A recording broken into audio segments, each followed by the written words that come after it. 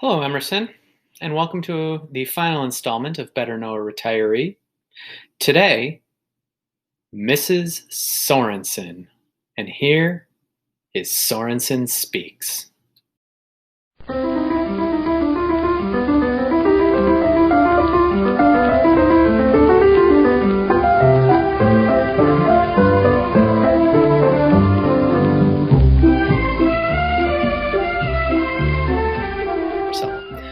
So to start things off, how long have you been teaching? 25 years. 25 years, and were all those years always at Emerson, or did you teach somewhere before this?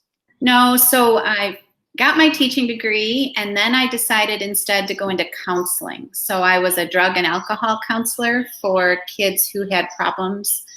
And I did that for about 10 years. And then when my kids were in school, I started teaching at Lincoln. And then when Emerson opened, I started at Emerson. Okay, so you're also one of the originals. All right. I am, yeah. So overall, what would you say your teaching philosophy would be? I would say kids come first. And then if you challenge students, they'll rise to your challenge. Yeah, I would say that. What was your favorite class that you taught? I know you taught language arts mostly, obviously, as your core class. Mostly. I like teaching anything where I can tie in reading. I just love books, and nothing makes me happier than seeing someone find the joy of reading. So anything like that. I also taught social studies for a little bit, and I enjoyed that. And I mean, as we all know, you especially, me being in LA as well, middle schoolers sometimes are, say, resistant to reading. How were you able to motivate the kids to read? It's hard to convince people to read, isn't it? Yeah. Especially when they walk into a class with a closed mind about it. I can't tell you how many times I've been told I hate reading. And so I made it my goal that by the time they left my class, they would hate it a little less. I didn't believe they were going to love it always, but I wanted them to find something that captured them. So I read a lot, and I try to share my excitement of books. I don't mind nerding out and looking like a weirdo in front of my kids when I talk about books. I try to read a variety of books, so there's always something I can talk to the kids about. And so not only reading, but obviously you have to teach writing and language arts. What's the biggest challenge in teaching writing to middle schoolers? And then how do you think you became successful in teaching that writing? So I think the biggest challenge about teaching writing is convincing students that they are already writers. I had a lot to learn about teaching writing. That was not my strength. And so even to today, I learned from some of the best teachers I've ever met. So Emerson has lots of gifted teachers, and I've just learned a lot from them. That's good. And I know, and I heard, and this is what people say a lot, you did a lot of service projects or spearheaded some service projects on your team during your career. What are some of those projects? And then what was your favorite or most rewarding? And how did they come about? So, yeah, we've done so many. We've had, way back, we had students who were ill, and our kids stepped up and did things for them. We've had students make blankets for the homeless. We've raised money for kids to have gifts at the holidays. We've packed at Feed My Starving Children. Students partnered with me for a few years to raise money to build homes in Mexico, and then my family went and did that. We've done the Walk for Water the past couple years. We missed out on that this year.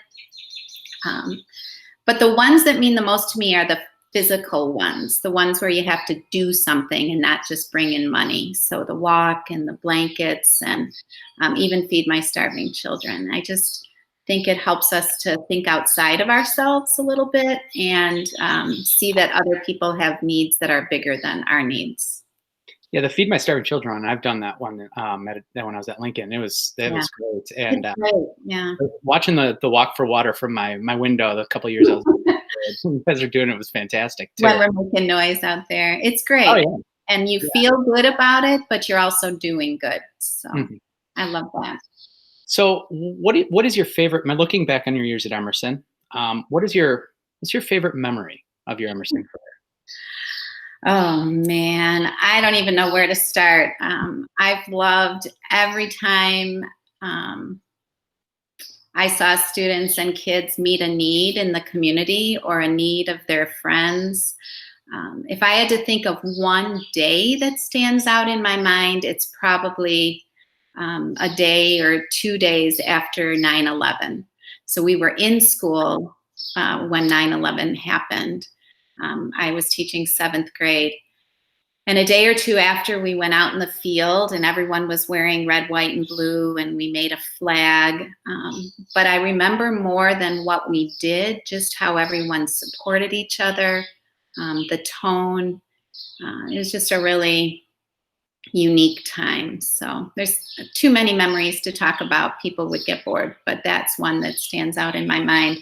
I've also been able to have my dad volunteer in my class for the last many years, and not many people get to have their dad at work. So that's been a really fun memory for me too.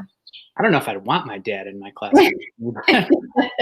he, taught, he taught me to love to read, so I've enjoyed having him able to see how that's played out. And I know just from being around, I've enjoyed conversations I've had with him. It's been Yeah, great. he's a great guy. Yeah.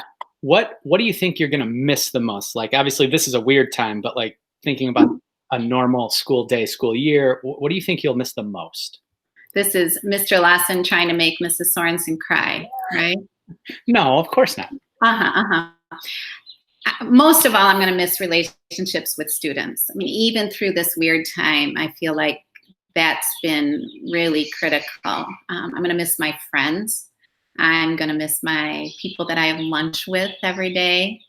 I'm going to miss walking to get my mail every morning with Mr. Florence. Most of all, I'm going to miss my team. We've been through a lot together.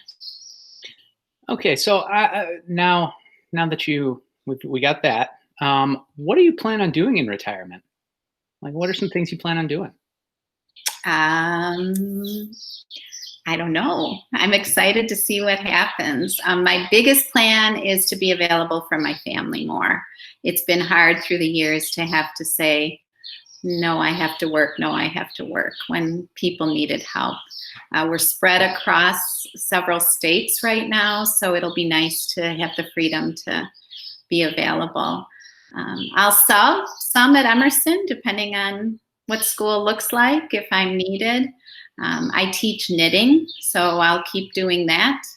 And I just hope to be useful and productive and find new exciting things to do. Now I know we have a lot of younger teachers coming up, especially obviously somebody who's we don't know yet, somebody taking over for you, I'm sure. Yeah. What advice would you give a young language arts teacher? I know you've probably given some in your room already with Miss Sweeney, but what advice would you give to an LA teacher just starting out? And the first thing I would say is just to enjoy every minute. Lots of times it feels like you're in the middle of the woods, but it's a pretty great job. Learn from the master teachers around you. Don't be afraid to ask for help. And then just be willing to work hard. It's a hard job. And then bottom line, just get to know your students. They're great people and they'll add to your life. Now, I know you're a member of the Park Ridge community. And what was it about Park Ridge and just this district that made you want to live and teach in the same place, Yeah, and I went to Park Ridge schools. Oh, yeah, that's right. Yeah, I did. I wanted to be, one of the big goals for me was to be part of the same district that my kids were in. And so I even had some of them, I had them all in school with me. I had a couple of them in classes. But I have a real strong feeling about serving the community that you live in, that it matters that you give back to your community. So that's why I chose Park Ridge. Now, you mentioned your kids. How many children do you have? How many grandchildren? And what have they taught you as you've kind of watched them grow up? So I have 3 kids and 3 in-law kids. I have 7 grandchildren. The oldest is 8 and the youngest will be 1 in a month. My kids and their spouses are hands down the best people I've ever known. They teach me about loving life. They serve others. They're just great. My grandchildren are perfect, of course. And they teach me not to take myself so seriously. They teach me to stop fussing and just enjoy the minute. And they have taught me to eat ice cream as much as possible. Well, that is a good lesson. They are good at that, yes. So I hear from some people that you enjoy cooking. What would you say is your specialty, and what are some other just overall hobbies that you have? I do love to cook. I love to bake. I would bring sticky buns to the staff once a year, and that seemed to be a hit. It was. I love cooking for big groups. I love feeding a crowd. Obviously, I love to read, and I'm a knitter, and I teach knitting. So those are some hobbies. Nice. And what my last question, getting back to LA, who is your favorite author? And it can be an adult or middle school writer, but just who is your favorite author? Okay. That is a hard question for a reader, right? It's like asking an athlete who their, favorite athlete of all time is. But for middle school authors, I like Lois Lowry. There's a woman named Wendelin Van Drennen I really like. I like Carl Duker. He writes about sports. Some adult authors I like, Kristen Hanna, Laura Hillenbrand. She writes nonfiction, and about 100 other ones. So I won't bore you with that. Well, that was my final question. Do you have anything you'd like to add, or before Well, we? I kind of like to give some shout outs if you Sure. have a minute. I don't want to bore anybody, but I want to talk to my team first, the Bumblebees students. I want to say that no matter what next year brings, I want to hear that you're challenging yourselves, you're taking risks, you're being the best people you can be, and serving those around you. I'm really going to miss you. My homeroom 109, which next year will be homeroom 102. You are absolutely the best homeroom I've ever had. Keep being positive and be sure to say good morning every morning. That's a skill we've learned. And to Mrs. Nelson, my co-homeroom teacher for all these years, and my dear friend, I'm just very grateful for you. I wanted to say to the staff and the administration, thank you for being supportive and wonderful and capable of anything that gets thrown at you like this year. And just, it's been my pleasure. Can I do 2 more? Yeah, go for it. All right. To my lunch bunch friends, I just can't thank you enough for all the years of laughter and friendship, and for teasing me and supporting me and making the dark days brighter and the happy days happier. And then finally, probably won't get through this one, but my team, we have been together forever. And there's this musical Wicked, and there's this song in it called For Good. And I had to write down some of the lyrics, but it said, people come into our lives for a reason. And I know I'm who I am today because I knew you. And because I knew you, I've been changed for good. And that's how I feel. For all the years of listening to me and supporting me and challenging me and loving me, I thank you. So that's it. And to Emerson, it's been great. Well, Mrs. Sorensen, I know from friends that have had you, just watching you work, in meetings we've been in, we're going to miss you. The LA department definitely will not be the same. But we'll try our best to think, what would Mrs. Sorensen do? How would she do it? And I'm wishing you well in the next chapter of your life, and I know you'll still be doing great things. Hope so. Thank you. Thank you for joining us, and good luck in the next chapter of your life. Thanks. Thank you.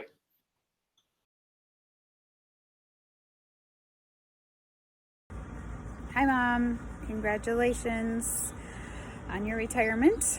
I am so happy for you, and I am proud of you, and I'm proud to be your daughter. And I can't help but think about the years that we spent together at Lincoln, and how I had you as a teacher for creative writing, and I was told my friends I was mortified, but I was secretly so happy to be able to see you every day and call you Mrs. Sorensen, and I thought that was hilarious.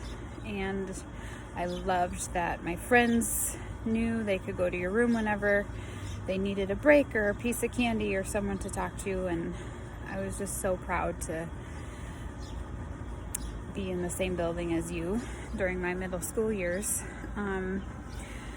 Thank you for all the help you gave me during my student teaching at Lincoln and a little bit at Emerson, and it's just so special to be able to work in the district with you and get to know your colleagues and just hear them speak so highly of you. So I just know how many people you have touched, how many lives you've changed in big ways and small, and I hope that you feel honored and appreciated, and I hope that this phase of your life is relaxing and fulfilling, and I love you, and I am proud to be your daughter. June Sorensen, I guess I should probably say Mrs. Sorensen, happy retirement. I can't believe I'm saying that. It has been such a blessing to have been asked to speak about such a special person in my life. I don't even know where to start. I guess it was about 16 years ago we met, which I can't believe I'm that old. And my life, as cliche as it may sound, has definitely been deeply impacted and for the better. I am beyond grateful for the ways that you were present for me and so many students as a teacher.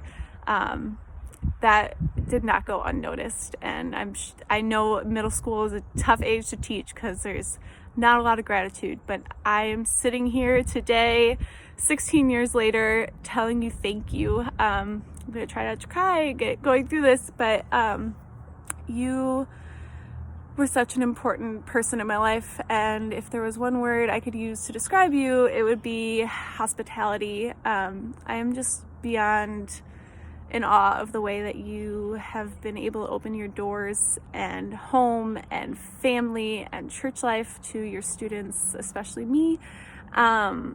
It has truly been a blessing that I have carried with me my entire life, the last 16 years, and I wish you so well in this new season of life. So many joys, and I hope that you have a great time spending more time with Cliff and your beautiful children and wonderful grandchildren, and we just love you so much, and the Macs love you so much, and I hope that you are well. Let's stay in touch. Love you. Bye. Hello, Mrs. Sorensen. I just wanted to say congratulations on your retirement. Can't believe that you're actually retiring. I fondly remember being one of your first official students at Lincoln Junior High School. You took over for my language arts teacher, Mrs. Cotel, and I just wanted to say thank you. You were an amazing teacher. You were inspiring and kind, and I really enjoyed having you as a teacher. I know my brother had you as a teacher as well, and we both enjoyed you tremendously. I just wanted to say thank you for everything. I've recently become a teacher, and it's made me appreciate teachers that much more because it is exhausting, time-consuming. You gotta have the patience of a saint, and it has just made me appreciate teachers so much more with what we're going through right now and having to instantly become one myself. I just want to say congratulations, take care, and I hope to see you around. Thanks. Mrs. Sorensen, Vince Natali, Emerson Eagles, class of 1998. Hard to believe it's been 22 years since 8th grade English. 22 years? Can't say I had a better teacher than you. Your kindness, your respect, your love for your students, and your love for teaching showed every day. Thank you for a quality education. I hope that one day my children get to have as great a teacher as you. Best wishes on a happy and well-deserved retirement. Hi, Mrs. Sorensen, Jackie Miko here. I just wanted to do a video. Oh my gosh, I'm already getting emotional. To say thank you so much for being such an influential teacher in my life.